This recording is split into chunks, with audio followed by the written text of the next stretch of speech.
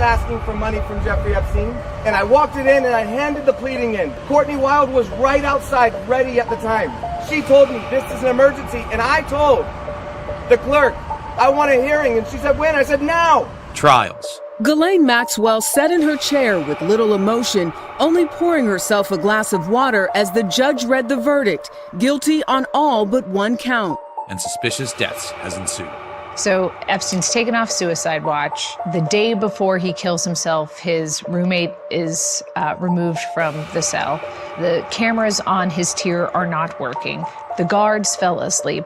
It seems almost impossible to think all of those things could happen in that way. It does. The public demand for transparency and accountability was insatiable.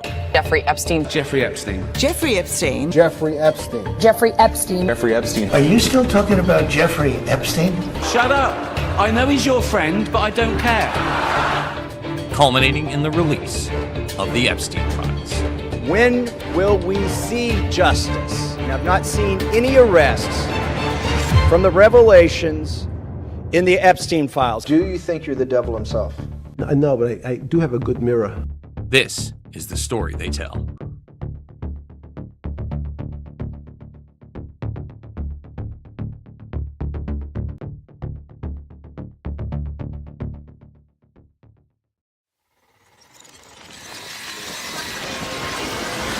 Well, I don't think there's a more essential issue than the issue of climate change. The future of the auto industry is electric. There's no turning back. This is a preview of things to come. More Americans could soon get the chance to drive a vehicle made in China. The new vehicles that we're making at Ford are data collection machines. They're like mobile drones. We're going to be noisy. We're going to be disruptive. We're going to be unignorable. We're going to be a pain in the ass until you listen to us. The first factor, easily discerned by anybody who has their eyes open, that compromises and erodes the hopeless existential view of the world that we're getting from science, is the idea that nature is in fact, across all scales and all levels of phenomena, a unity. It's not a coincidence that electrons spinning around an atomic nucleus and planets going around a star and star clusters orbiting around the gravitational center of a galaxy. It's no coincidence that these systems exhibit the same kind of order on different scales. And yet science would say that is a coincidence. You know, P.W. Bridgman, who was a philosopher of science, defined a coincidence as what you have left over when you apply a bad theory.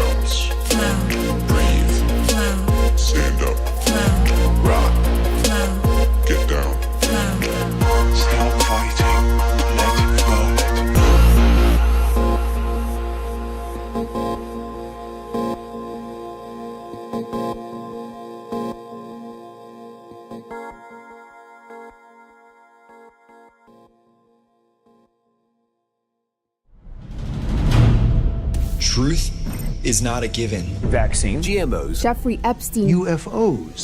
Splashed. Mark bearing and range. There are those who want the truth suppressed, sequestered, and exploited. Then there are those who want the truth revealed, disseminated, and uncensored. You are one of those people. Chester Bennington. He was 41 years old and the artist was found dead. I see the need for action. I see the need for a great reset. The very word secrecy is repugnant in a free and open society. Hundreds of abusive clergy. It was unidentified, and that's why it was so unsettling. You deserve the truth, the whole truth, and nothing but the truth.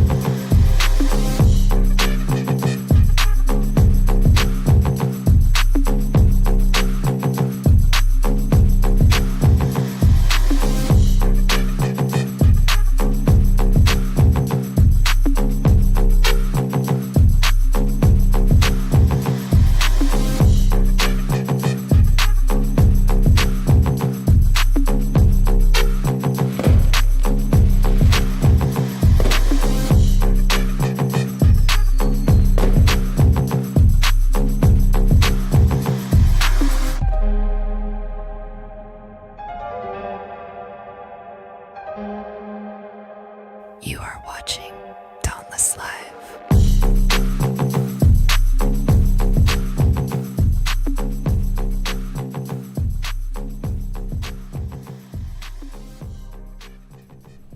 Hello and welcome to Dauntless Live. I'm your host, Adam Riva. I'm honored to spend this time here this evening with you. Today is June 1st, 2026. We have an awesome show in store for you today. I'm tempted to make a ton of terrible puns, but I'm a father, and so I feel like I'm entitled to some bad humor. But shiver me timbers, we're gonna have fun discussing the cold hard truths about ice plunging, about cryotherapy, about cold water immersion, polar plunging, whatever you want to call it. We are going to go through the science and so much more. But first, if you are recently discovering our work and you're interested in learning more, just go to dauntlessdialogue.com. We are a media house. We produce original content, original documentaries, series, feature films, short films, animated series. We are on the verge of releasing a brand new series called, here, click on series, called Dauntless Tales. And the first installment is The Crystal Veil. And this is coming to you from the wife of Adrian, who we've had on the show many times. Adrian, of course, has done a number of films for us now, 4 films to be precise. And Mr. and Mrs. Rise Attire are the masterminds behind our 3 clothing lines now. We have the original, if you click on shop, you'll see what I mean. We have the original Dauntless collection, which is like our logo, our iconography. And we also have 2 signature series for Vibes, which if you go to signature series, click on Vibes right there, you'll be directed to the hub. And these are clothing lines that are specific to Adrian's first 2 films in the Vibes series. So there's some cool stuff you can check out that certainly supports Dauntless, and you'll look awesome in the process. But let's navigate back to Dauntless. This is our new website. You guys have probably spent some time checking it out already. We have lots of cool stuff on here. We have analytic-driven carousels that tell you what's trending on the website and what people love and what they watch the most. And this is just such a cool library of original material and also curated material. We try to make it easy for you to find lots of exciting and informative series. Oh, and then here you can tune in on our website now to today's live stream as it's playing. And there I am. Oh my gosh. I bet this will go on probably into infinity if I let it go long enough. And so there's lots of cool features you can discover on the website. Let's see what happens when it goes again. Ready for it? 3, 2, 1. Oh man, this is too many. This is like that movie Multiplicity. All right, that's enough of that. We're not children here. We're young at heart, though.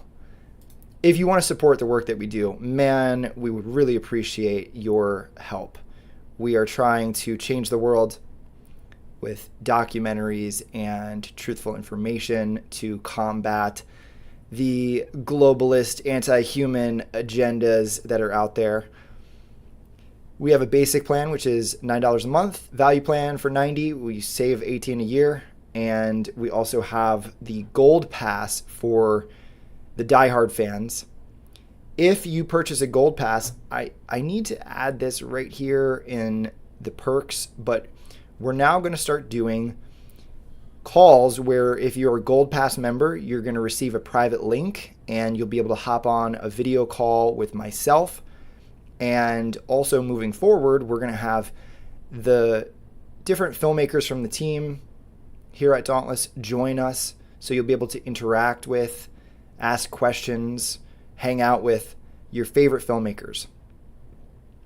So that's a new perk that we're rolling out for Gold Pass members. If you are a Gold Pass member, please check your email. We're trying to get a hold of you, and we're trying to set up the first call, and we're still waiting to hear back from some of you. So if that's you right now listening, go check your email. We don't want you to miss out on the first one. And, we're going to be launching the Crystal Veil here in the next day or two, I imagine. I saw one of the most recent drafts last night and it blew me away. It was so incredible seeing the finished product. Now we're doing a couple last minute revisions with things like sound design just to make sure everything's tweaked and optimal. But when you see it, you're going to feel like this is one of the coolest stories you've seen in a long time. So I'm very excited about that. Also, I saw the most recent cut of Jason Burmis's The Epstein Files. Fine Young Cannibal Class, which is episode 1. And that's going to be rolling out in the next few weeks. We are kind of rounding out and polishing off the production on it. And so it's looking great. This is the first thing that Jason Burmis has done in 12 years, I think. I think the last film that he did was Shade the Motion Picture in 2014. So we're bringing him off the bench. He's brushing up on all of the new advancements in the software and the tools that are available. He's coming out of hiatus just for you guys, just for the Dauntless family here. We are honored to work with him and all of our highly talented filmmakers.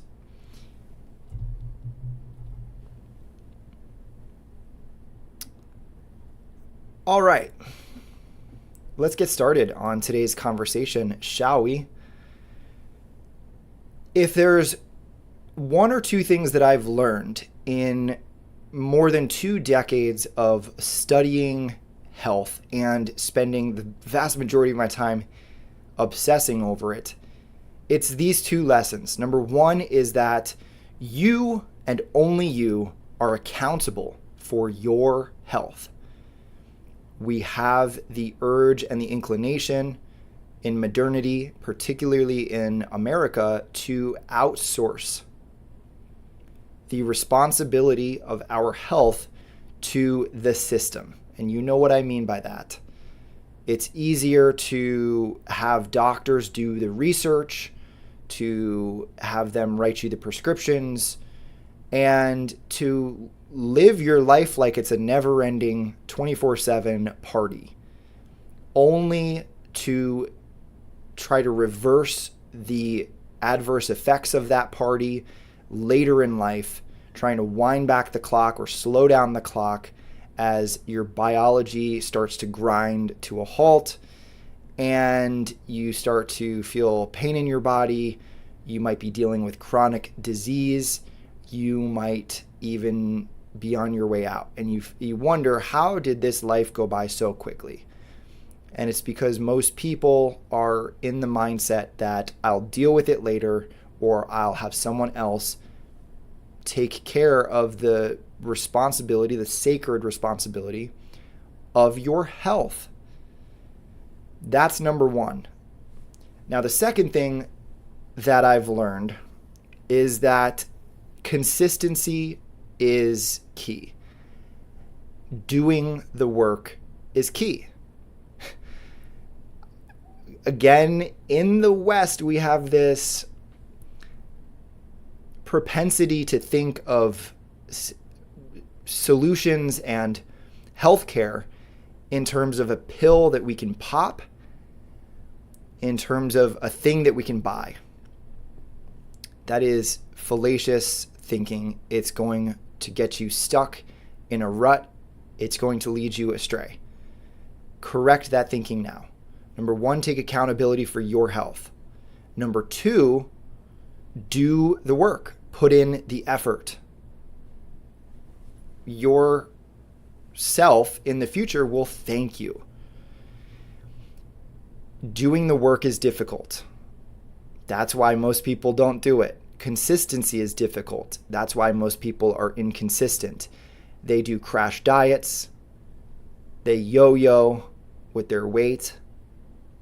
They read some book and get inspired but fall off and resort to bad habits. Habits are hard to break. I get it.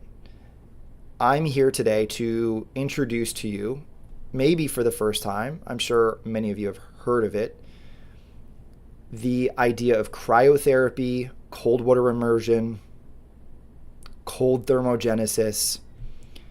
It seems like every winter there's a polar plunge, at a lake or a beach near you for fundraising purposes. And it's something that I would say only the brave and the bold dare to do.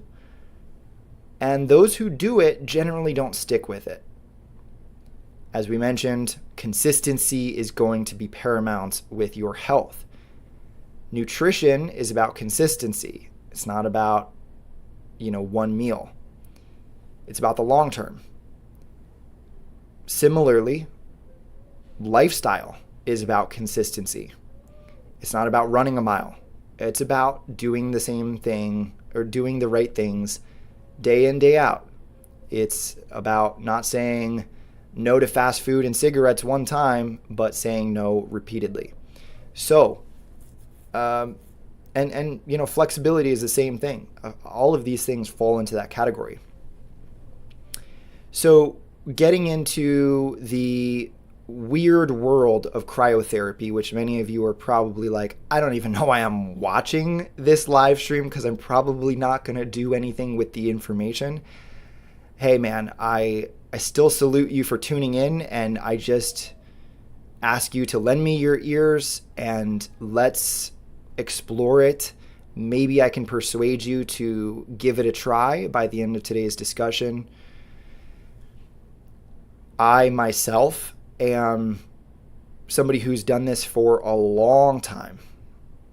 If you've been viewing the show for a long time, you know that I did 501 consecutive days of cold plunging, of cold showers. Sometimes it was cold ice baths, but mostly that was a cold shower every day. It's like first thing in the morning too. It's a great way to start your day and wake up. Just like, you don't want to go to the gym, you don't want to go for a run, but when you do, the rest of your day, you feel pretty awesome. You feel like you already got the hardest thing out of the way, and the rest of the day is easy by comparison. It's something that builds character. When I was about 22, 23 years old, I was introduced by a friend to sauna culture. sauna, as the Finnish say, but I'm going to say sauna because I'm American. Just like in Finland, I think anywhere you go, sauna aficionados or sauna, people who engage in sauna culture. I'm trying to think of the right word. Sauna devotees. It's a cool, tight-knit community. And the people who do it are very welcoming. They evangelize, they proselytize in the ways of sauna. And that's on one end of the spectrum, right? That's the heat end. And we're going to do a show at a later date. When I got involved in this local sauna culture in upstate New York, in the Catskill Mountains, part of that was also cutting a hole in the ice and going into the ice water in between bouts of sauna. In other words, enduring the heat as long as you can handle it, and then getting into the cold water as long as you can handle it, and wash, rinse, repeat. You are overcome with this high of euphoria. You have lots of neurochemicals bubbling, and your body is tingly, and it feels incredible. There are so many health benefits to the sauna, but there's a multitude of benefits from the cold water as well.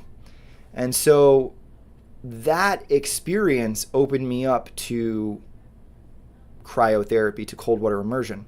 Prior to that, I'd only done, I think, 1 or 2 polar plunges, for charity.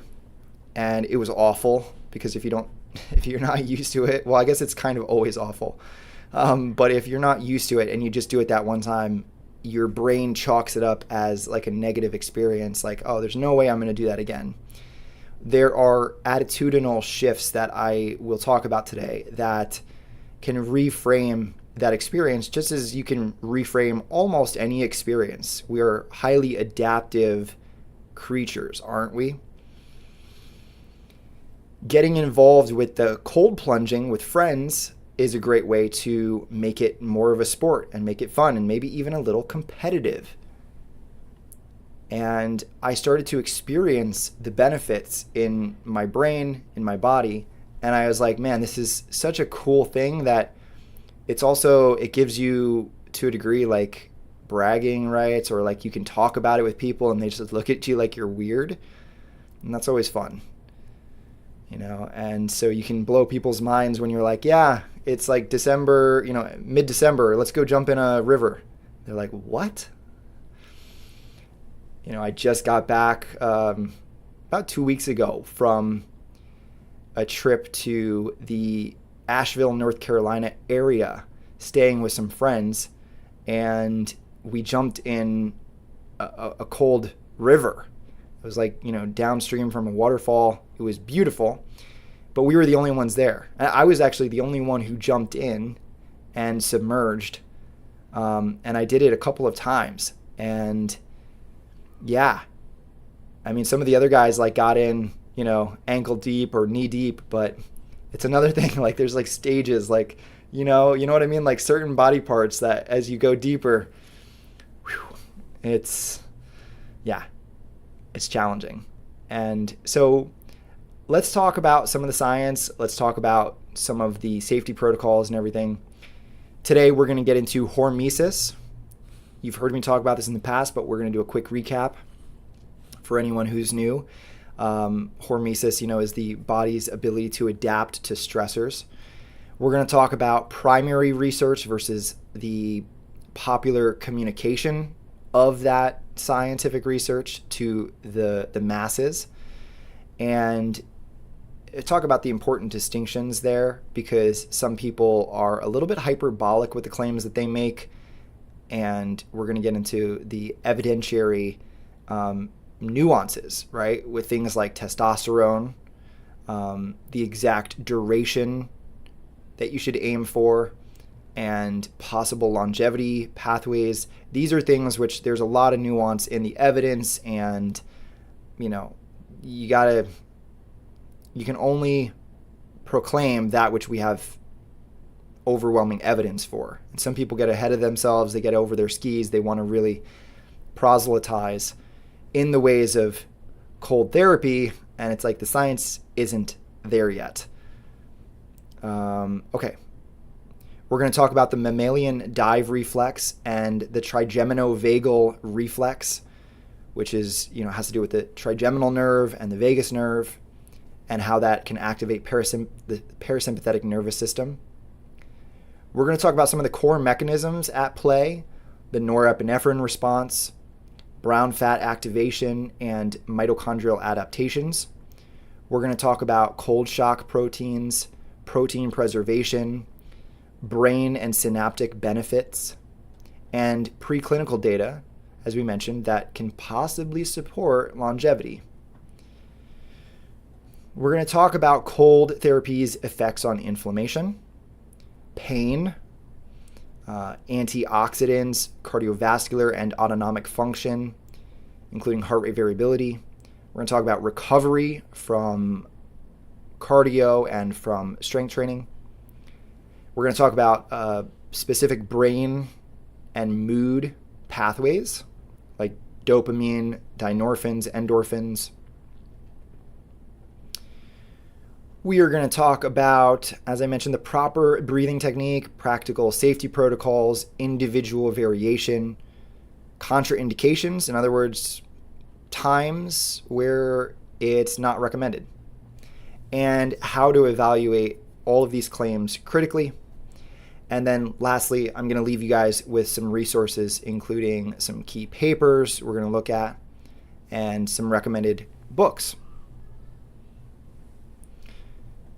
So first of all, as you know by now, I defer to the experts. What I mean by experts is the scientists conducting the research at the front lines of, the bleeding edge, if you will, of the scientific pursuit. There are science communicators out there, and they're incredible. I have a respect for them. I probably tune in to some of the same people that you tune into also. But for purposes of the show, we're going to largely talk about the work of Professor, and pardon if I mispronounce your name, pardon me, Professor Wouter D. van Marken Lichtenbelt. He's from Maastricht University. He's one of the true pioneers in the field. His team's 2009 New England Journal of Medicine paper was groundbreaking in demonstrating active brown adipose tissue, which is often referred to as BAT, B-A-T, in adult humans during cold exposure. He has led extensive work on cold acclimation, BAT recruitment, and metabolic effects. And I have one of his studies here.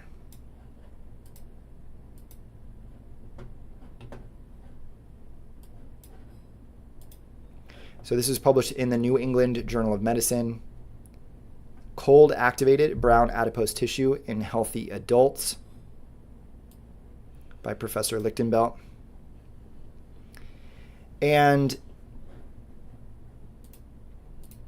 I guess the key takeaway here is that in lean and overweight men, mild cold exposure activated BAT in nearly all subjects as opposed to room temperature, and that brown adipose tissue activity was higher in lean individuals and contributed to cold-induced calorie burning, known as non-shivering thermogenesis. So your body can heat itself up when it's cold using a couple of pathways. And the first is the non-shivering thermogenesis. This is where your body utilizes stored energy in fat cells. And we're going to break this down further, but I'm just giving you kind of a preview here. And the mitochondria that are in those fat cells can turn it directly into heat. So you're burning off that stored energy in your fat cells as heat, like an oven. It's pretty cool, like a stove, right? And so that warms you up if you think about, here, let me put my face back on screen. If you think about the way that babies are able to stay warmer for longer periods of time, it's because they have large amounts of mitochondria and therefore large stores of brown adipose tissue. Excuse me 1 second.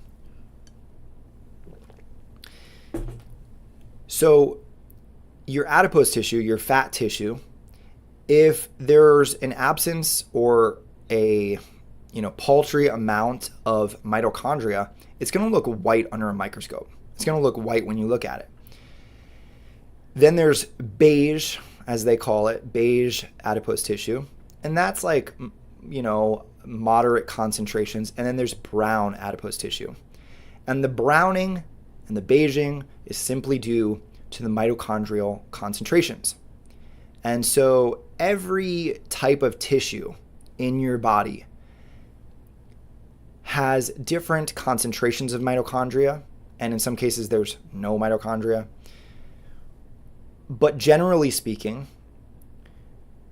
mitochondrial biogenesis, your body's ability to create new mitochondria, wanes with time and wanes with age. And therefore, generally speaking, there's a progressive decline in mitochondria concentrations in your tissues as you age. And so, I think it was even, I might be wrong, I think it was Socrates who was saying that, like, when you get old, you're just cold all the time. He's like, old age is marked by coldness. And maybe this is the biological reasoning for that. Babies start off with a lot of mitochondria, and if you want to restore your body's mitochondrial reserves to a youthful state, cold therapy is arguably the best and fastest way to do so, to trigger mitochondrial biogenesis. And this comes with a number of health effects that we're going to get into today. We've sort of hinted at them at the beginning of the show. But before we do that, let's talk about the other top scientist. She's much more public facing than Dr. Lichtenbelt, and it's Dr. Susanna Søberg of the University of Copenhagen and the Søberg Institute. So she's a leading active researcher with primary human studies on winter swimmers, cold-induced thermogenesis, brown adipose tissue adaptations, and also she comes to the conversation with practical protocols. She had a 2021 Cell Reports medicine paper on winter swimmers, and she's also authored a popular science book, which we're going to talk about at the end of today's conversation. And she's often cited by the science communicators in the field. Here's her paper, Altered Brown Fat Thermoregulation and Enhanced Cold-Induced Thermogenesis in Young, Healthy Winter Swimming Men.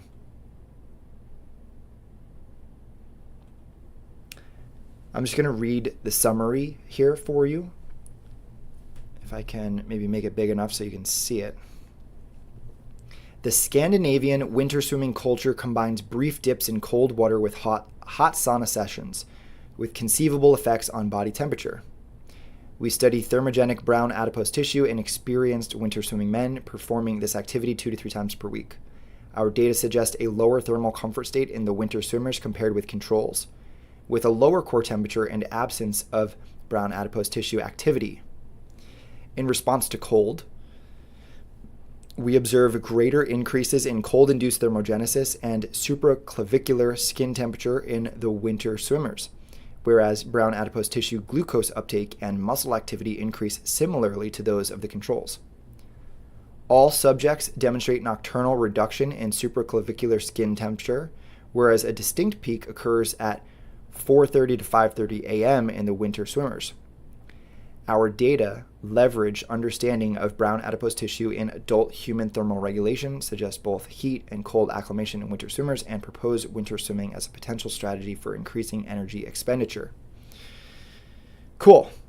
So, what are some of the takeaways?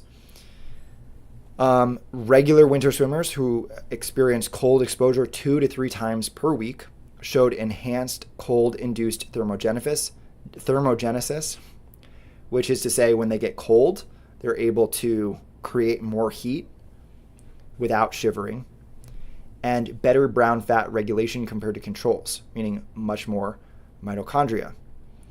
And there are metabolic effects too.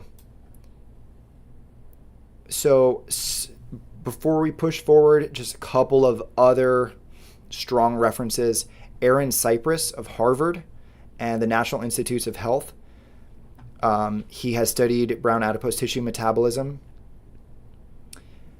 Systematic review expert on cold water immersion for recovery.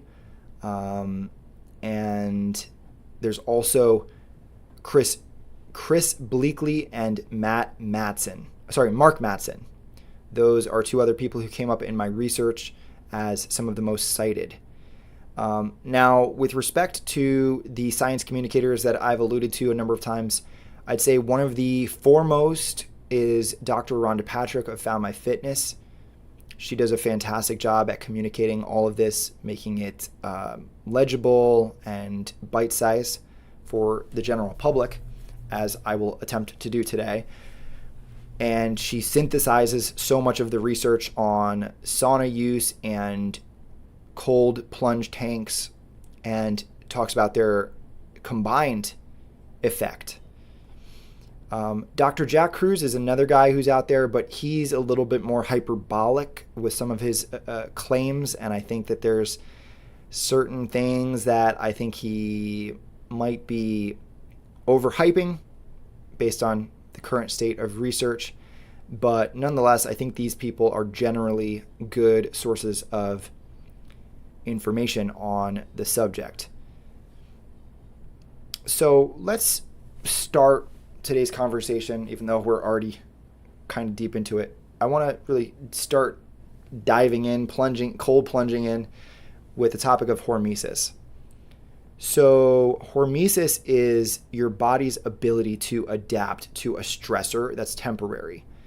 If you think about going to the gym, you're lifting heavy weights up and you're running, and those are temporary sorts of stressors on the body that if you look at the short-term biomarkers, they're actually like your body's under attack.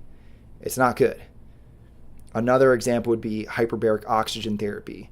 The reactive oxygen species are not good in the short term, but in the long term, in the hours to weeks that follow, your body adapts to what you put it through. It gets stronger. In the case of cold water immersion, your body revs up mitochondrial biogenesis, allowing you to endure the cold, and comes with a bunch of other effects. So running, of course, you're going to increase your VO2 max.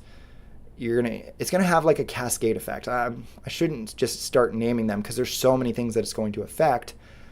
And that's why it's so good for you. You want to do these things despite the fact that they're hard. You want to, like in the words of JFK, it's like, we do them because they are hard. You know what I mean? And so, so hormesis is when you're doing something that's temporarily difficult or temporarily strenuous or stressful, and your body will adapt therein. So cold exposure in the short term actually activates your sympathetic nervous system. And so if you think of when people talk about fight or flight versus rest, digest, repair, that's sympathetic versus parasympathetic nervous system. So sympathetic is like things like cortisol, norepinephrine, whereas, I'm not sure what the corollaries would be for parasympathetic off the top of my head, but you're going to have your body's going to flood with those hormones and neurotransmitters that will then be the cleanup crew and help you adapt. So when you activate the sympathetic nervous system in the first phase of a cold plunge, you're rapidly increasing norepinephrine, often 200% to 500%, depending on the temperature, depending on the duration. And I should mention this real quick. Cold water, as you can imagine, lowers your body temperature so much faster than cold air. Depending where you live, you might be in a city, you might have access to one of these clinics that has a standing cryotherapy chamber. You go in, it's extremely cold. I can't remember it's like negative 140 degrees or something like that. And you can't really stay in there for more than a couple minutes, and that's the point. I mean, it's like, it's painful. But you can accomplish that same benefit from just a few minutes in like 59 degree water. And so it's amazing how much cold water can really strip your body of heat in a relatively short amount of time compared to air. The same temperature air. If you stepped into 59 degree air, you might get cold, but it's going to take a long time. It's going to take a long, long time. Some people are totally fine at 59 degrees based on a number of factors, but I think most people would probably get chilly at 59 degrees. I don't know. I mean, think about your house. Your thermostat's usually anywhere from like 65 to 75, depending on, whether you're on the cold end or the hot end or whether it's daytime or nighttime. So 59 degrees, I think, is pretty chilly. Okay, so now let's talk about the mammalian dive reflex. This is largely, it's an evolutionary thing that happens with mammals. And it just so happens that in your face, behind your cheeks, you have the trigeminal nerve. And that activates the vagus nerve. And it creates this parasympathetic nervous system response. So we talked about how at first there's the sympathetic nervous system that's activated. This is the fight or flight. When you first get into cold water, it's undeniable.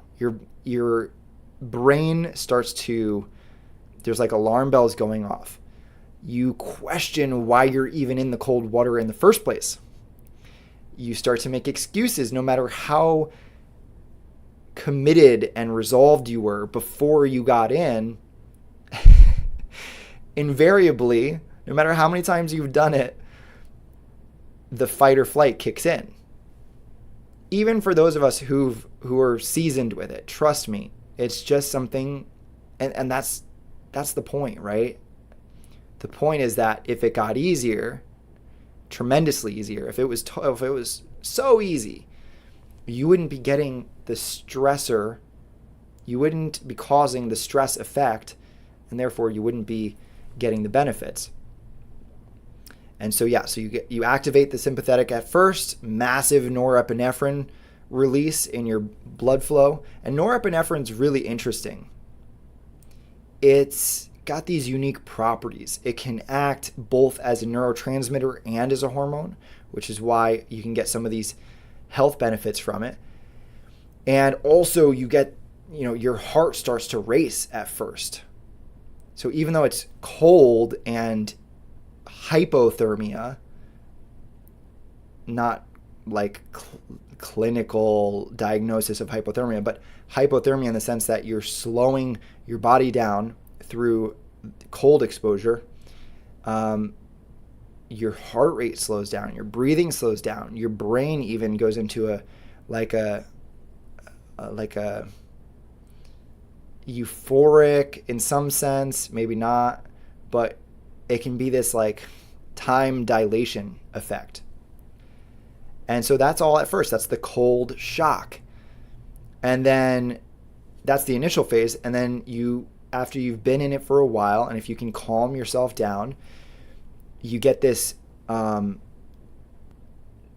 trigeminovagal reflex, the mammalian dive reflex, which is going to shift you from fight or flight into restore,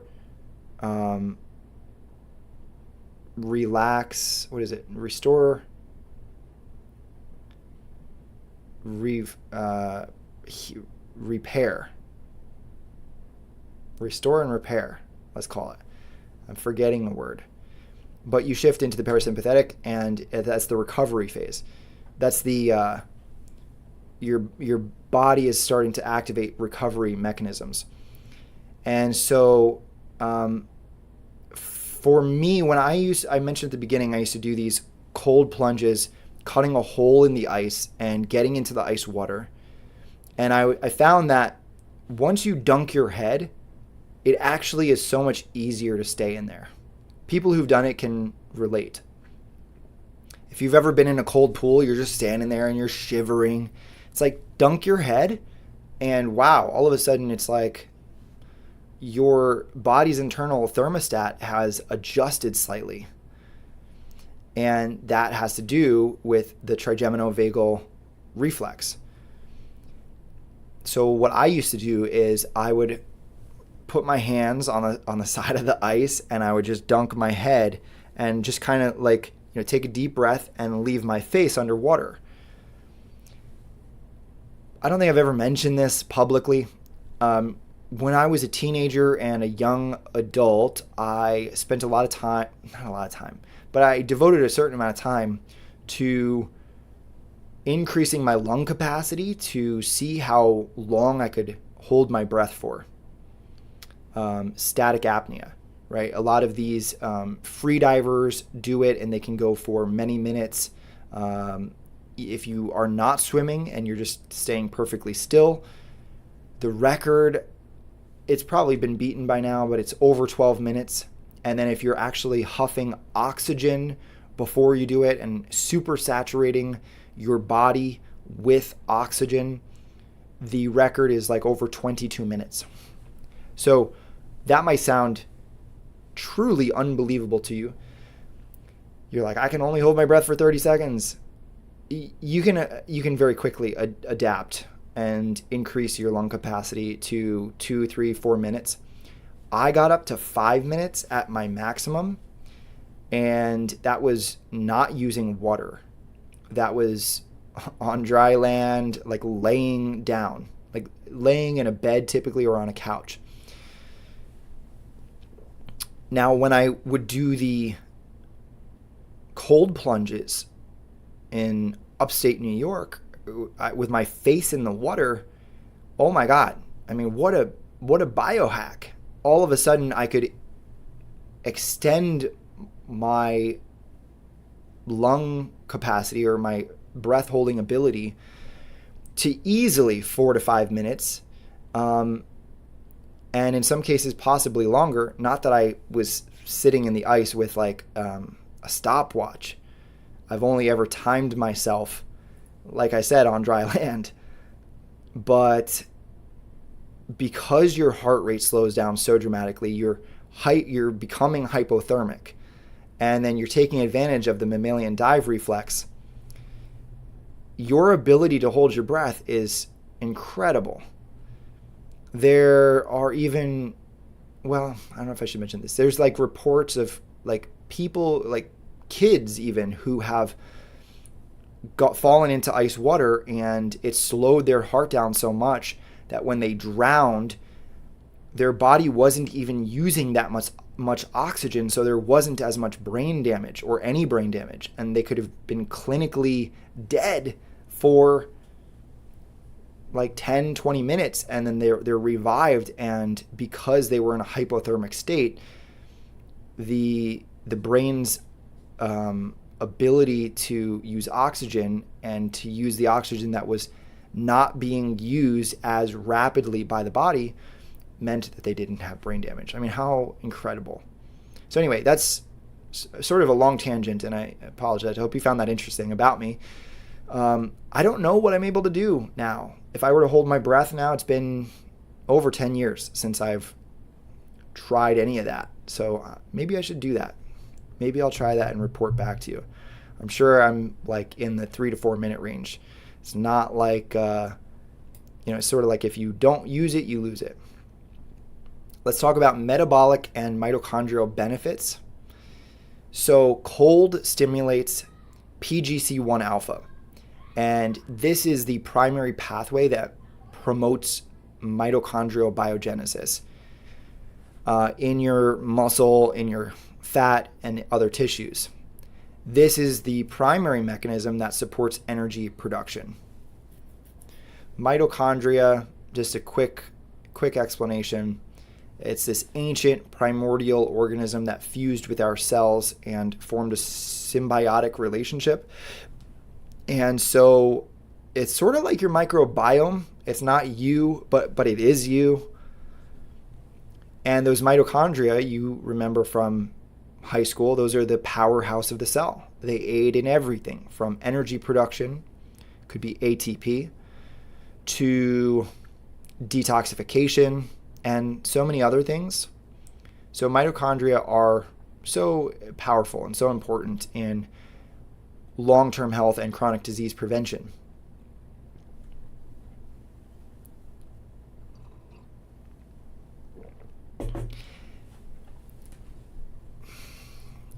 You unfortunately retain cells that your body creates pretty much for the rest of your life.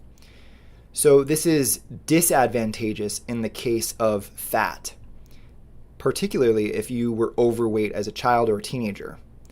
Your body has created those fat cells, and if you lose weight, if you rapidly lose weight, your body will maintain those fat cells, and interestingly, they'll actually retain some of their epigenetic memory from a time when you were overweight or obese. And so that's not good. And that's why people yo-yo with their weight. It's so easy to regain weight if you've lost a lot of weight. Now, on the flip side, it works out in your favor if you've ever put on muscle mass. When you, this is a simplified explanation, but like when you tear muscle fibers, you have these satellite cells that donate myonuclei, and you create new muscle cells. Now, if you detrain, if you fall out of weightlifting or sport, if you go through body recomposition and you lose some of that muscle mass, guess what? It's there waiting for you when you return. And so that's why you hear about muscle memory. Those muscle cells will remain for decades. I don't know if they've ever actually found out like that they ever go away.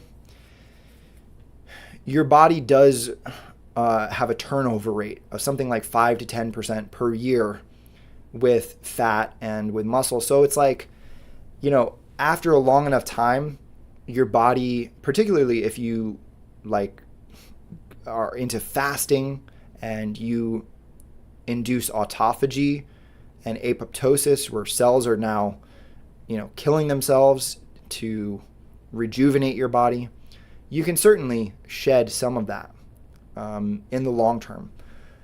But by and large, your fat cells and your muscle cells stick around for the rest of your life.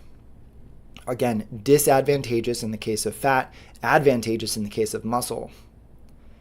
What are the implications of that? Well, the takeaway is, if you've ever been overweight, this is particularly why mitochondrial biogenesis via cold thermogenesis or cold immersion cryotherapy is something that you should really consider.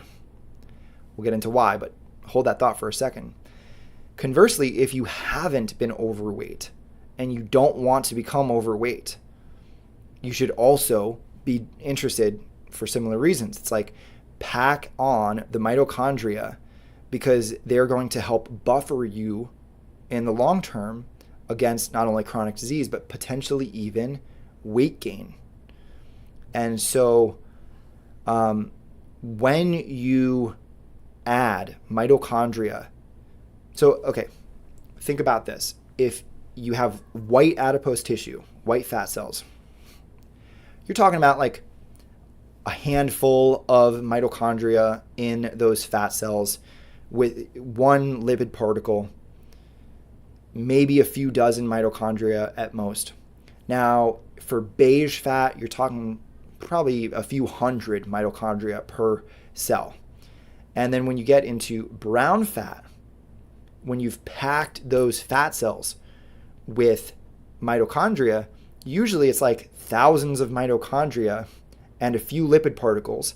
And what then happens is those mitochondria that you've created through a mechanism called UCP1 or uncoupling protein 1, you can, as I explained earlier, directly turn that stored fat energy into heat. And so it's not going to raise your baseline basal temperature. In other words, homeostasis, you're not doing anything, you're sitting on a couch. It's not going to make you hotter just having more mitochondria. It's not how it works. But particularly when you're in the cold, when you go through cold therapy or you forget your sweater and you go out for an evening and you become very cold, during those periods where your body needs heat, your fat burning mechanism will basically ramp up something like 5 to 15%, I believe. And so during those periods, you can really rev up calorie burning, fat burning in your body. And you get the added benefit of just like staying warmer without shivering. And this also improves glucose uptake and lipid metabolism. Why is that important? So think about your diabetes risk. If you have terrible glucose uptake, this is why you should walk after a big meal, particularly if it's carb heavy. Go for a light walk, 5 to 10 minutes. You're going to be using up some of that glucose instead of it just circulating and flooding your system. And then your insulin response is going to have to rev up that much more. It's like, go for a light walk. That's why you'll feel better.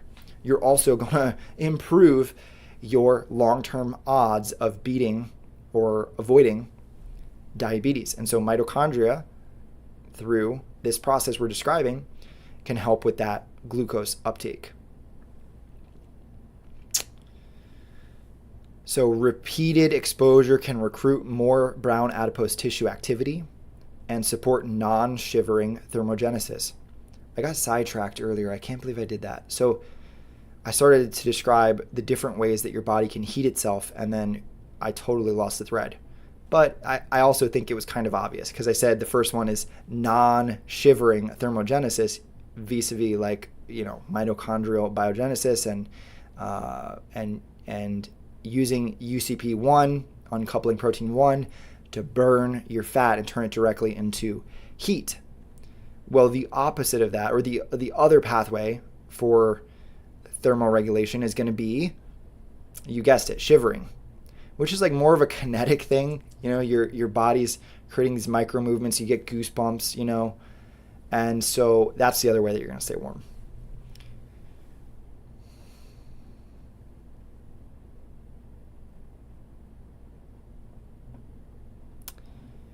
Okay, interesting note, brown adipose tissue activation has been explored in contexts like energy expenditure, increases of hundreds of calories in responsive individuals, and potential cross-tissue effects. So this is one of those things that Dr. Rhonda Patrick talks about, is that it's not a humongous difference. You're not talking about like dropping tons of weight immediately. But look, that adds up. That totally adds up. If you're able to increase the amount of calories you're burning from like dozens to hundreds of calories per day or per week, that totally adds up. Particularly if it helps you get better sleep at night. It's one of the things that Dr. Søberg showed in that study we looked at the beginning. Those individuals were getting better night's sleep. Why is that important? Well, sleep is important for everything, every process in the body. But poor sleep is associated with like your risk for obesity. And I think that's through like the testosterone pathway, but probably other pathways as well. So now let's talk about anti-inflammatory, antioxidant, and recovery effects. Cold exposure can reduce markers such as C-reactive protein, IL-6, and TNF-alpha, which are inflammatory biomarkers, things that you can look at, things that you can measure that indicate that there's inflammation. So it's going to reduce those markers in certain contexts, like post-exercise or certain inflammatory conditions, while boosting antioxidants like superoxide dismutase and glutathione-related enzymes. That's awesome. Superoxide dismutase is capable, I don't remember the number, but I'm going to just ballpark it. It's capable of neutralizing like millions of reactive oxygen species per second. It's like such a powerful, it might even be like the most powerful antioxidant. So endogenous antioxidant. It supports muscle recovery by modulating inflammation timing, best used strategically after endurance, not strength work. So there's a lot of controversy when you get into the world of cold plunging in the realm of strength training.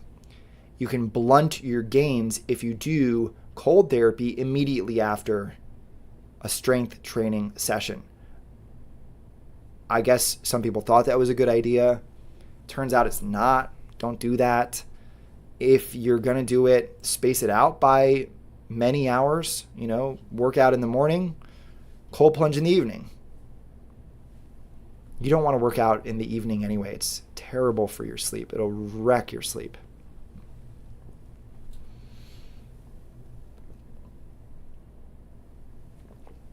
It may improve vascular compliance and aspects of blood pressure regulation through repeated practice. And then as far as the analgesic effects, which is to say the pain-killing effects, if you're someone who deals with pain on a regular basis, chronic pain,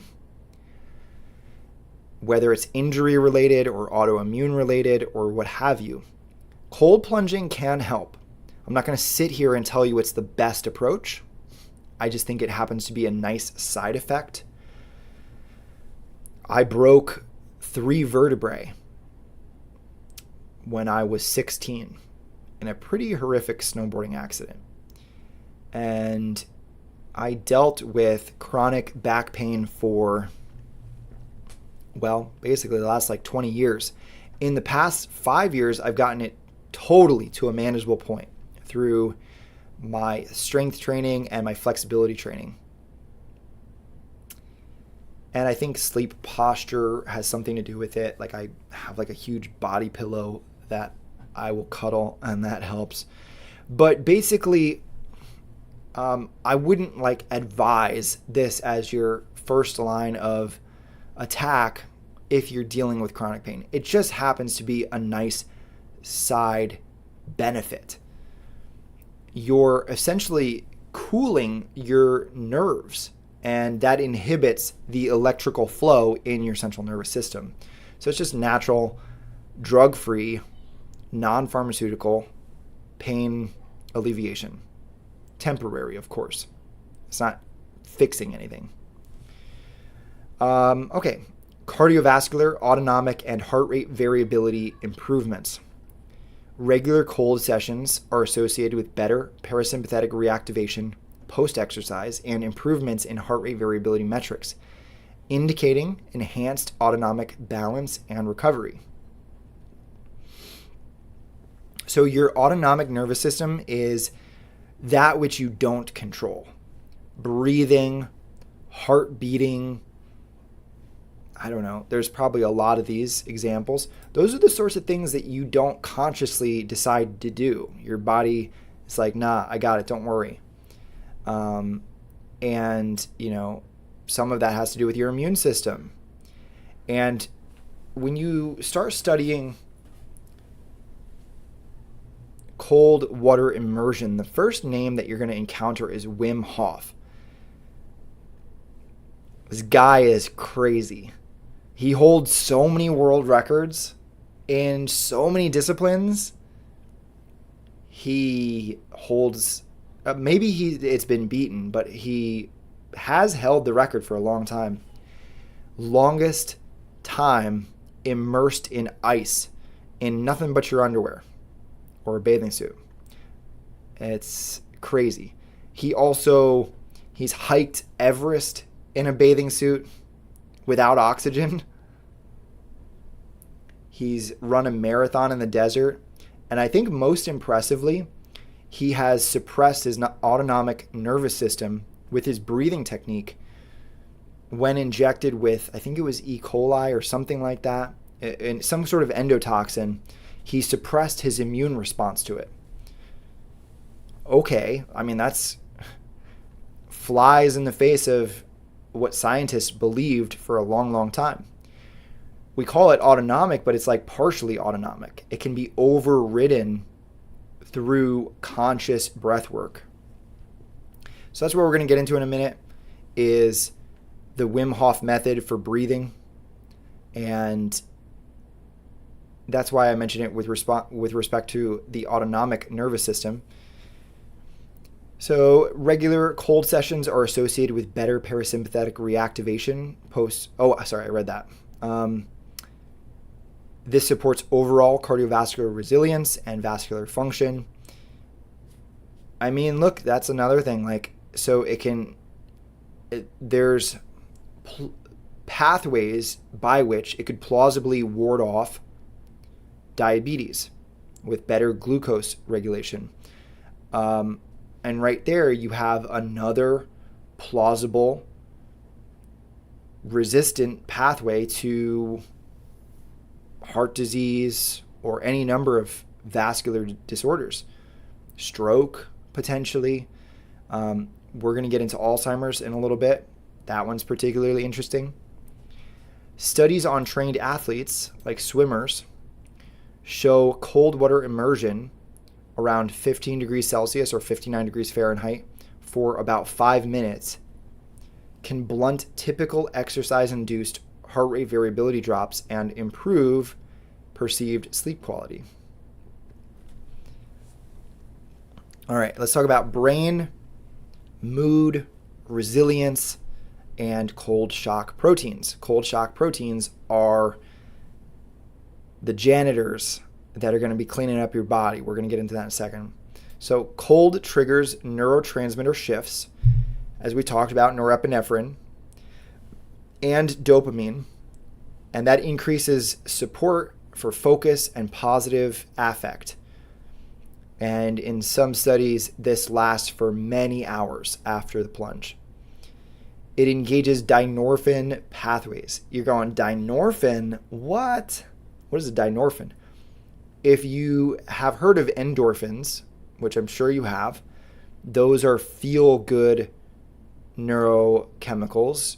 They support positive and they support positive mood.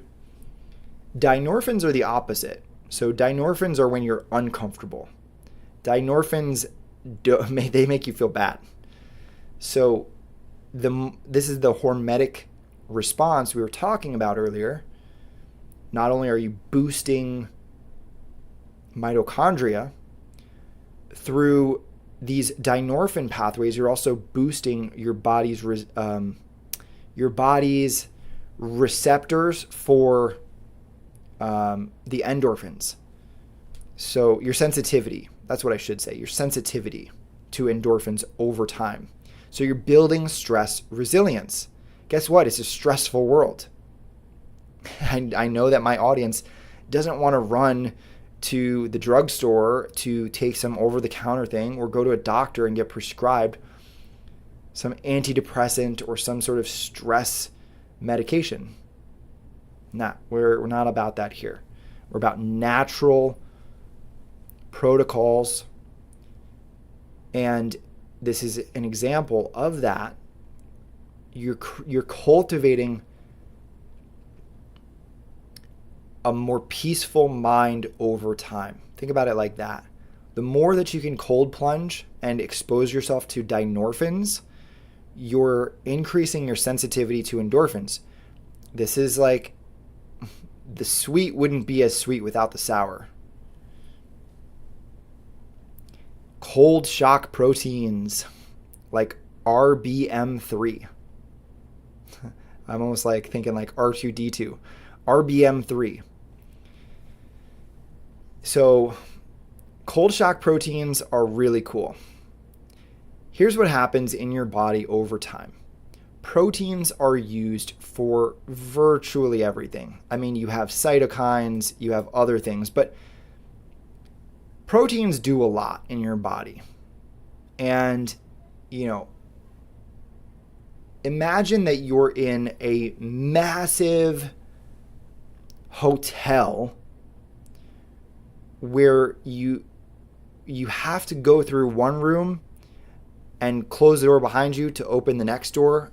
And so that's sort of like the way that a lot of protein messengers work in the body, is there specific keys that unlock certain things, that signal certain things, and so on and so forth. Now, the trillions of proteins in your body are not all going to remain in perfect condition. And the way that these proteins work, again, using the key analogy, is it has to be the right shape. Well, guess what? Proteins can fold. They can become misshapen. And so cold shock proteins are like the custodians that go throughout your body and can restore the proteins that are folded into their original natural shape. And so if you think about one of the pathways for Alzheimer's, you have protein aggregation over time. And if you're preserving the protein shape and function and structure, you're helping to reduce or to prevent that protein aggregation, which can lead to Alzheimer's. So you're supporting synaptic protection and regeneration in preclinical research. How cool is that? Improved brain network connectivity and potential neuroprotective signals have been observed in human imaging and animal studies.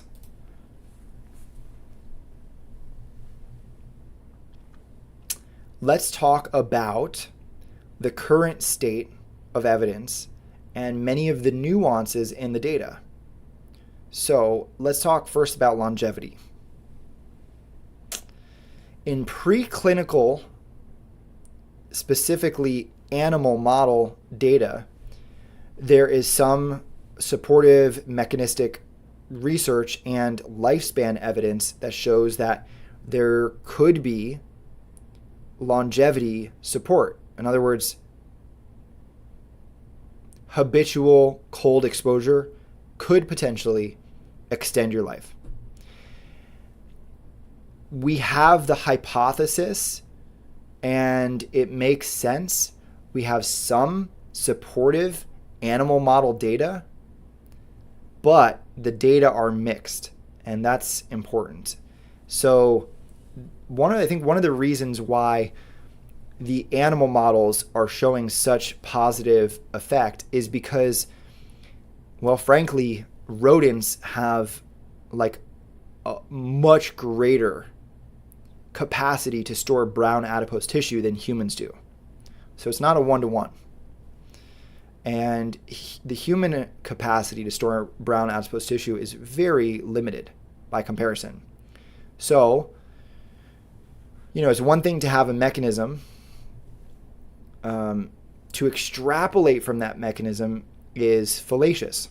Just like if you have an anecdote of someone who's eating some crazy diet or smoking cigarettes and lives a long time, you can't extrapolate from that anecdote.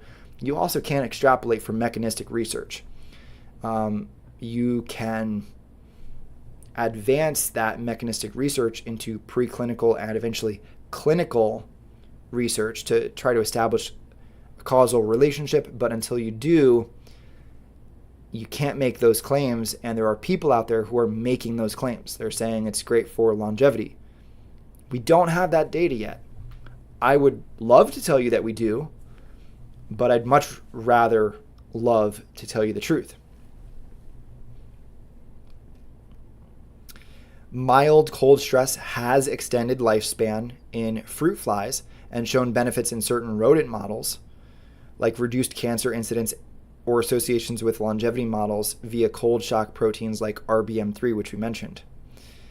Cold activates pathways such as mitochondrial biogenesis, autophagy, brown fat activity, and reduced inflammation that are all plausible for anti-aging. Plausible is different from conclusive. So results are mixed. Excessive chronic cold stress can sometimes shorten lifespan due to sustained stress rather than beneficial hormesis. So it's understudied. We need more research.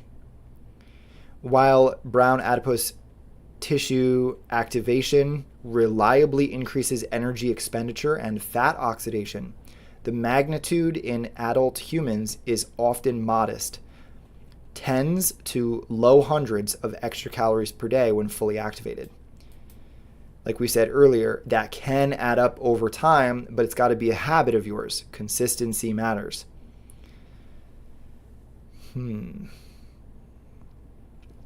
So where the gap is the clearest is in the human evidence. Strong short and medium-term benefits definitely exist for metabolic health, as we mentioned. However,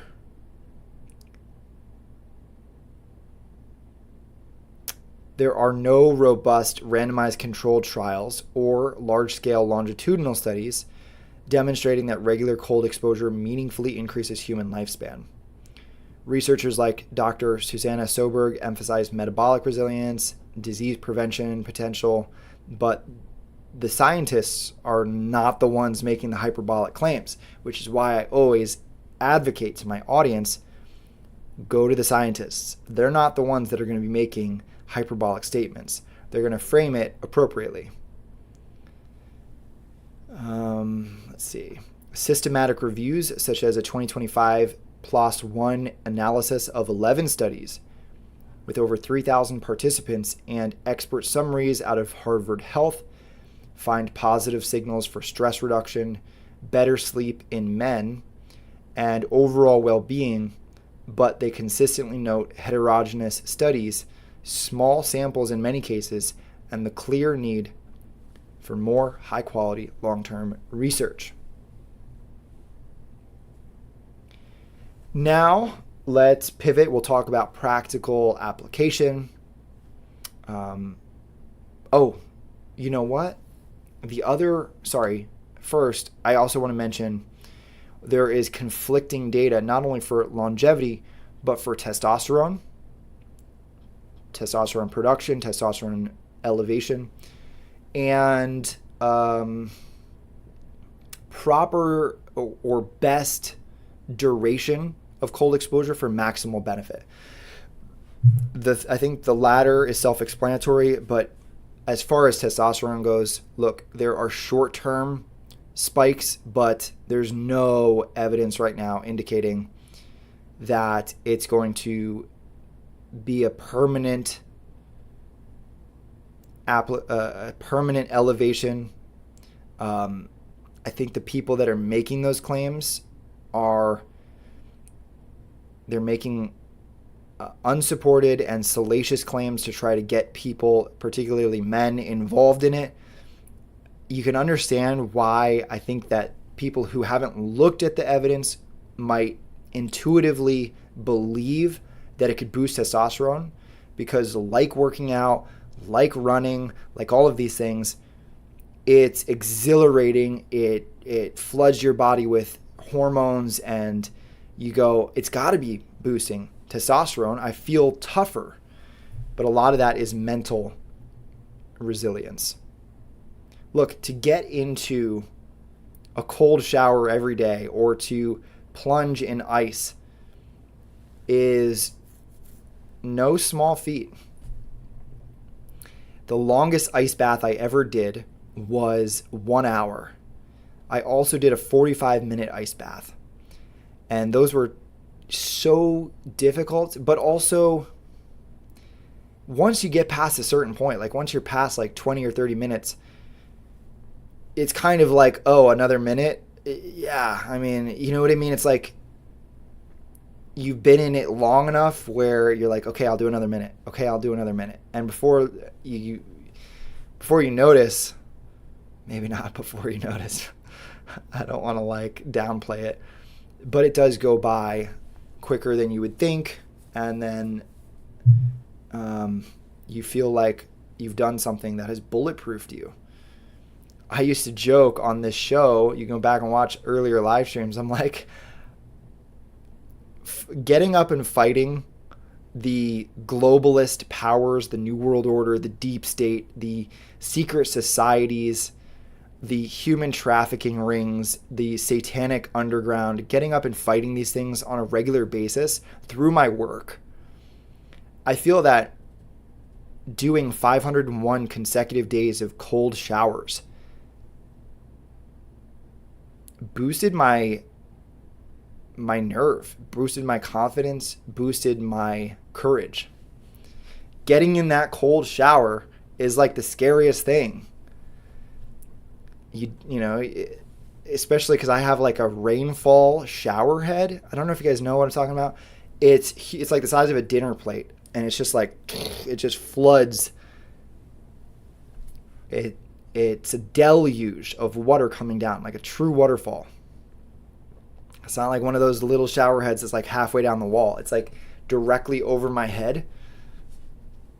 And 501 days under that thing, man. And so it's different than an ice bath. Like in an ice bath, or when I used to go cut a hole in the frozen lake and get in, if you stay still, you have a thin, delicate layer of like a thermal cushion if you stay perfectly still. And then when you splash around, oh my God, that goes away very quickly. A shower is so different. There's no finding a comfortable spot. And particularly, I think getting under the armpits is like the worst. So I would make sure when I was doing these cold showers that I would constantly be getting different parts of my body, so that I didn't just have like one cold arm, or like just, you know, the front of me was cold. I wanted to make sure I was achieving the maximal degree of cold that I possibly could. So I'd get it on my back, and then I'd change to my stomach, and then I'd get under my arms, you know, the groin. Oh my God, just awful.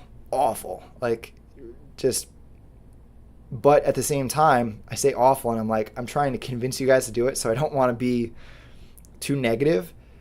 It's wow, it's like tremendous. It's an incredible, exhilarating experience.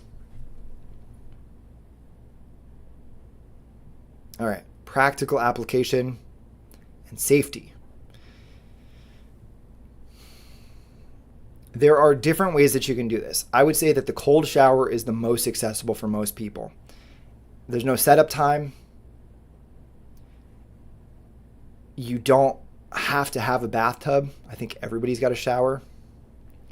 You don't have to have a cold plunge tank, although those are incredible. If you have the money and you can splurge on an official cold plunge tank, they're tremendous.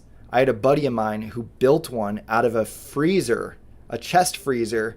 He put an ozone purifier in so it wouldn't get mildew and stuff like that, and he had that next to a hot tub and a sauna. He built like a whole home-based clinic. So we would go from one to the other. And going from the hot tub into the cold tank is like a very bizarre experience. And then when you get out of the cold tank, you can barely get into the hot tub because it's the opposite. It's like so hot. It feels like you're melting, you're boiling. But, you know, I would say for men out there listening, avoid the use of hot tubs if you are worried about fertility markers. If you use a sauna, you at least can, you know, what people call an ice diaper. You know, you put an ice pack on the boys, keep them nice and cold. That way you're not nuking your sperm production, which can drop off for like a month or two after one sauna session, depending on the heat.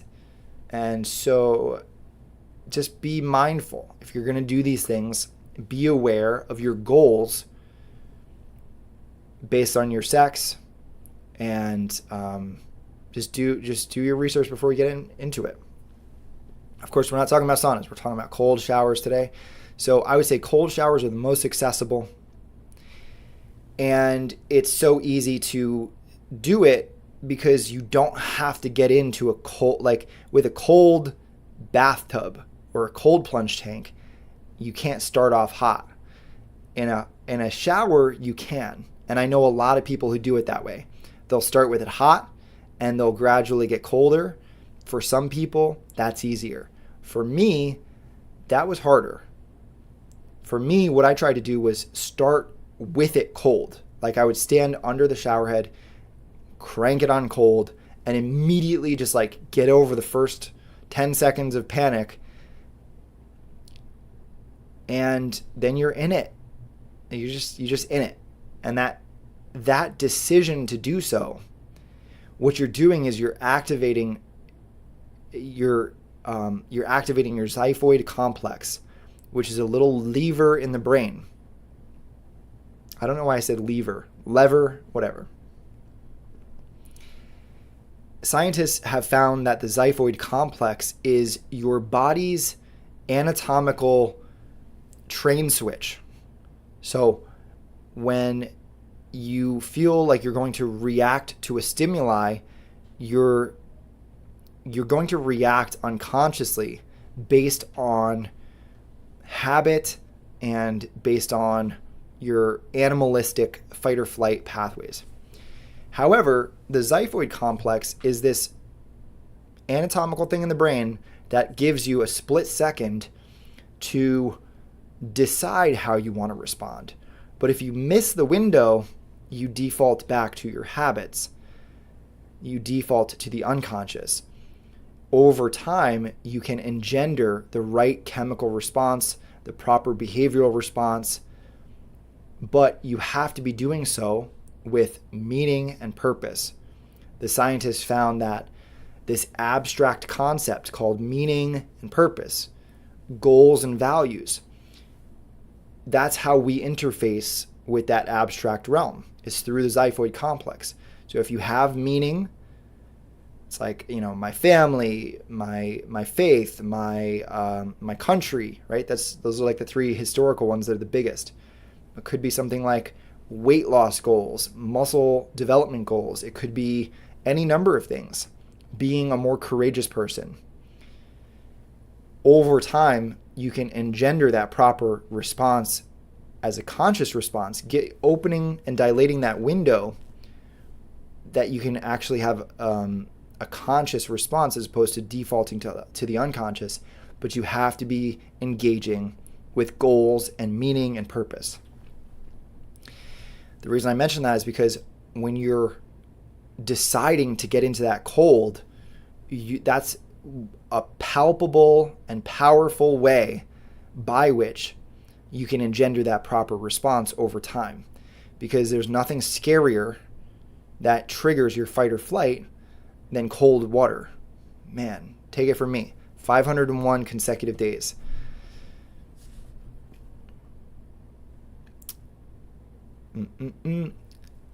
I guess, like, if you really need to quote unquote dip your toes into this, you could dip your toes into this. You can dip your face into like ice water. But I mean, I would say just start with the shower. If you want to start and you don't know where, start with the cold shower. If you have to start with hot water, that's fine. And what you're aiming for is, like, I would say a good minimum is about 1 to 2 minutes. The vast majority of the benefits are going to be after 2 minutes. If you fail the first couple times, don't worry. Lots of people do. If you're only able to do 30 seconds, give yourself a pat on the back. That's 30 seconds more than a lot of people have ever even tried to do. However, aim for like 3 to 11 minutes. That's where the majority of the benefits are going to be.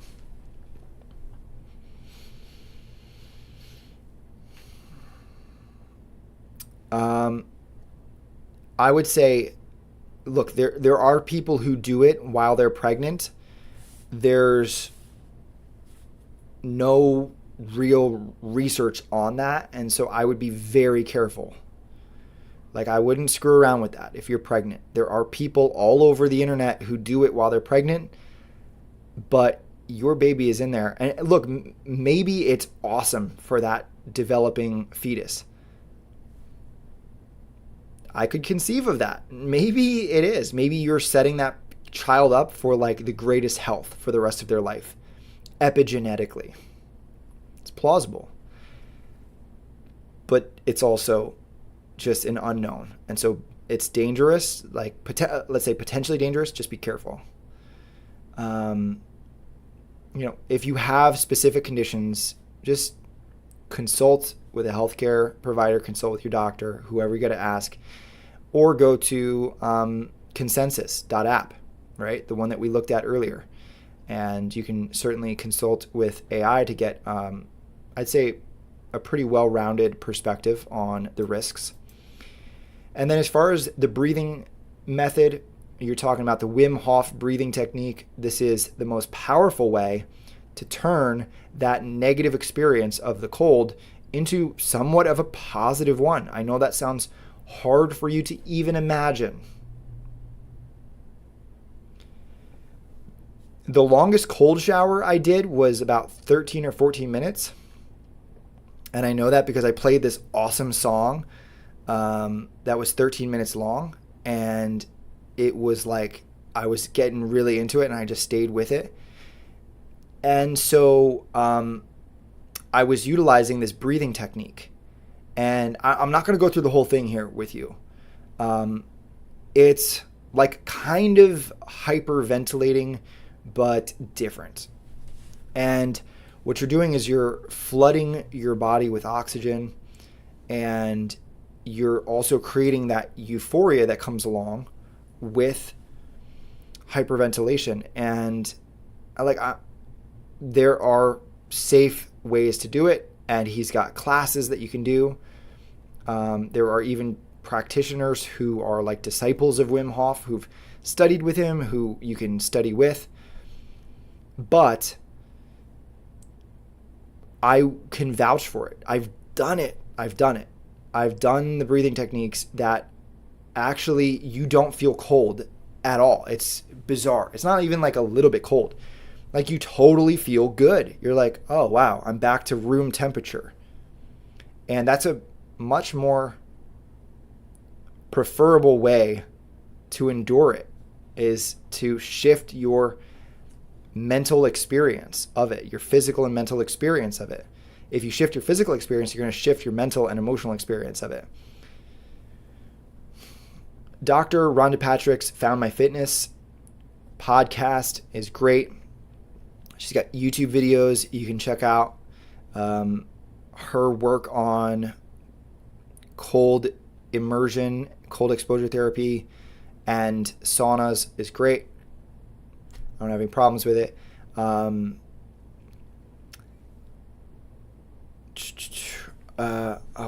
think here it is. So we talked about Dr. Susanna Søberg at the beginning as one of the pioneer scientists in this field.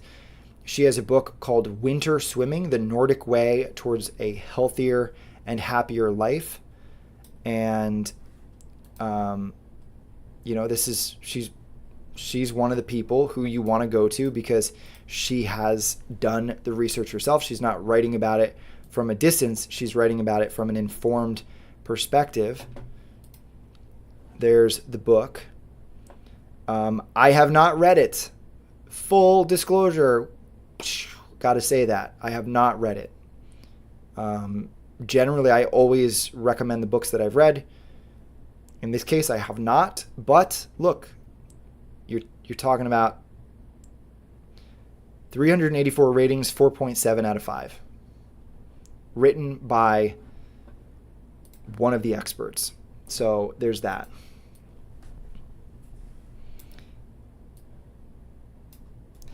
Then there is Wim Hof's book, the man I was just talking about. There he is. And it's called The Way of the Iceman, How the Wim Hof Method Creates Radiant Long-Term Health. Again, this is from somebody who might not be doing the science, but is certainly a first-hand expert, a first-hand multiple world record holding individual who has inspired millions to get into cold water immersion and cryotherapy. And so, I would just say he is a great resource. He's got so many videos. There's some really good documentaries that, like, after this lecture, if you're interested at all, just type in Wim Hof on YouTube. Watch some of the mini documentaries that have been produced about him, with him, and it's highly entertaining. You see this guy jump off of waterfalls into ice water from like 20 feet up, and he'll do incredible things. He'll swim through like a near frozen river. You know how rivers can actually be below the freezing point since it's moving water? He'll swim in water that's below freezing, and he'll do like miles of it. It's just astonishing. And then there's this book by Scott Carney. Again, another one that I haven't read, but this came up in my research. What Doesn't Kill Us: How Freezing Water, Extreme Altitude, and Environmental Conditioning Will Renew Our Lost Evolutionary Strength. And I mean, I tend to agree with that perspective. Like, I believe personally that we used to be a tougher species. Men and women. I think our ancestors didn't have the luxuries, the amenities, the comfort, the thermostat and air conditioning, or, all of the different things that we have access to. As a result, they had hard jobs, often outdoors or in the elements, and sure, they did certain things that weren't healthy. They drank like a lot of whiskey to, stay warm. But I think that toughness, grit, resilience are things that we could all benefit from tremendously in modernity. We are living in a highly toxic world. We are living in a world where there's more stressors.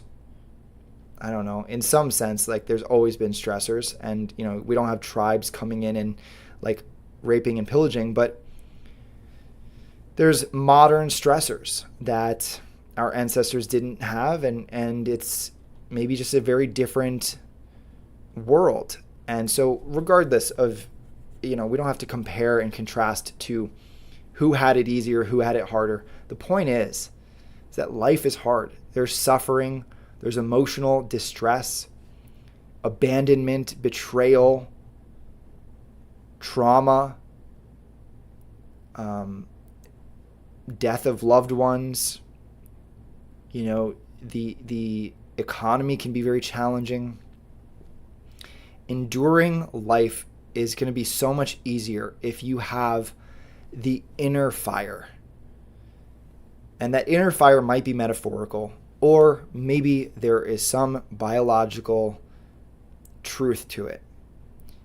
The cold response thermogenesis, which has a cascade effect with so many other health benefits that can reduce all-cause mortality. I mean, why would you pass that up? I understand it's difficult. To reiterate what I said at the beginning of today's conversation, the things that are difficult are the things that are the most rewarding often. And those are the things that require the most consistency to gain the benefits. And you have to be accountable for your health. You can't outsource that. I mean, you can, but you have to deal with the effects of an outsourced life. So take responsibility for your health. Fall in love with challenges. Look, it's not always true that what doesn't kill you makes you stronger. I can think of a lot of things that don't kill you but weaken you. Like, I don't want mercury or arsenic. You know, that's not going to kill me, but it's not going to make me stronger. I don't want to increase my phthalate body burden. But the point is that there are hormetic stressors. Extreme temperatures fall into that category. And if you can increase your mental resolve and your courage in the process while reaping these benefits, including also maybe analgesic benefits, lowering pain, it's a pretty compelling thing. The reason why I'm even talking about this in the first place is because I believe in non-pharmaceutical, natural interventions for health maintenance.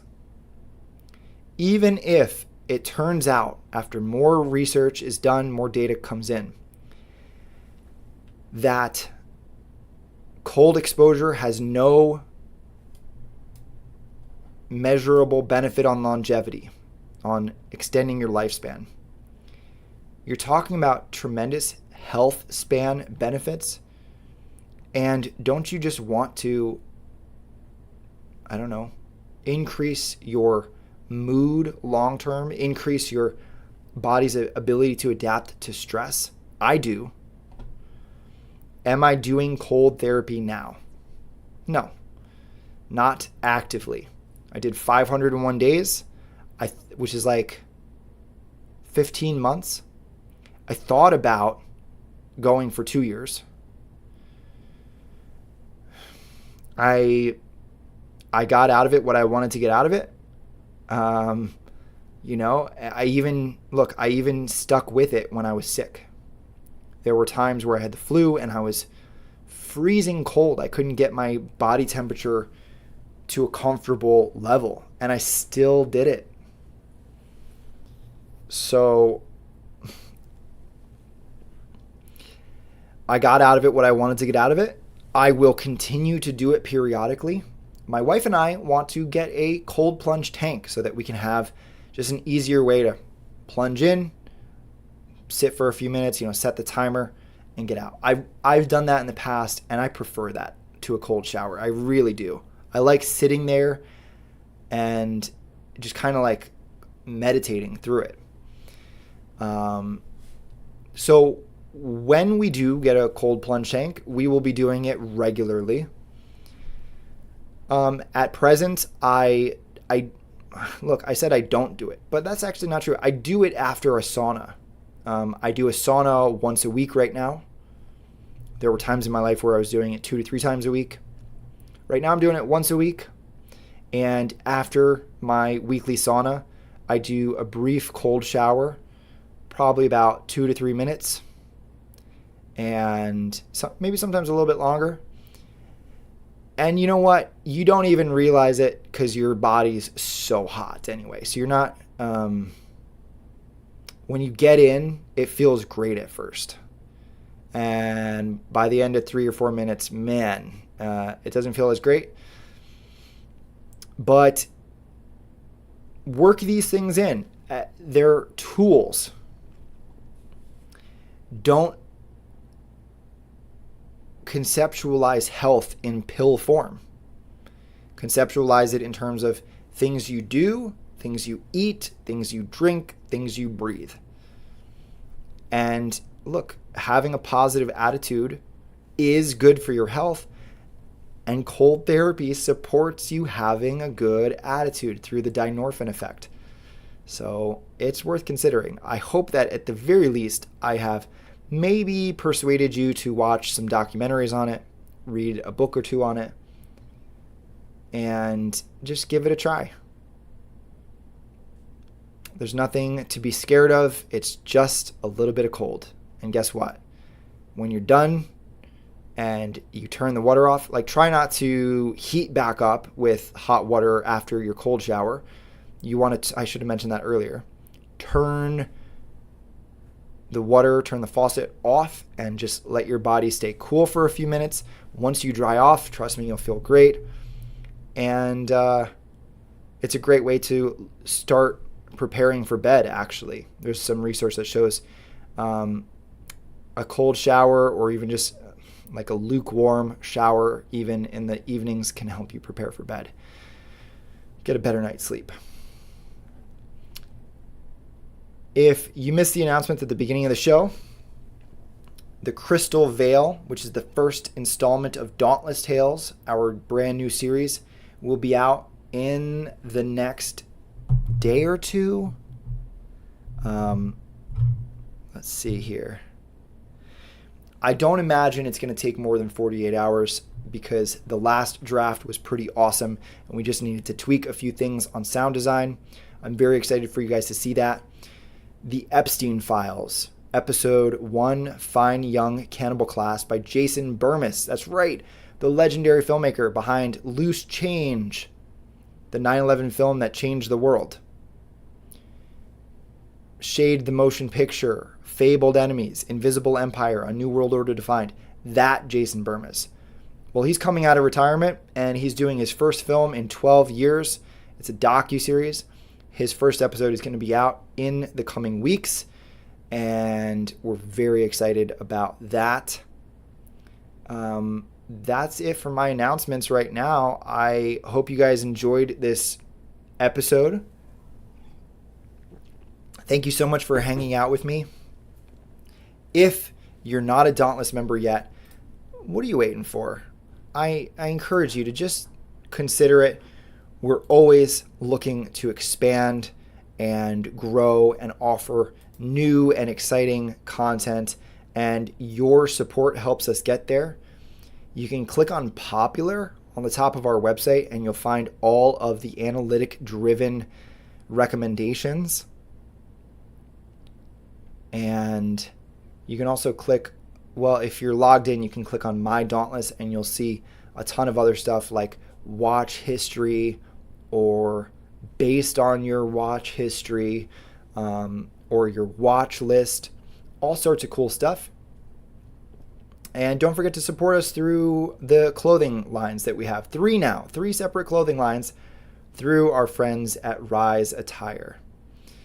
Thank you guys so much for hanging out with me tonight. I hope you enjoyed this. I love you all, and stay healthy. We'll see you next week.